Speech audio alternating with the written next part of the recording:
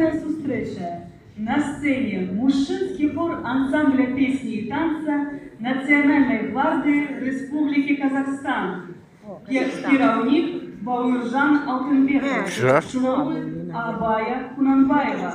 Апрацоўка для мужчынского хору Жалгазбаева. Попуры на песни Абая. Музыка Игоря Матвиенко. Словы Александра Шагалова. Апрацоўка Кабдалматова. Выйду ночью в поле с конем.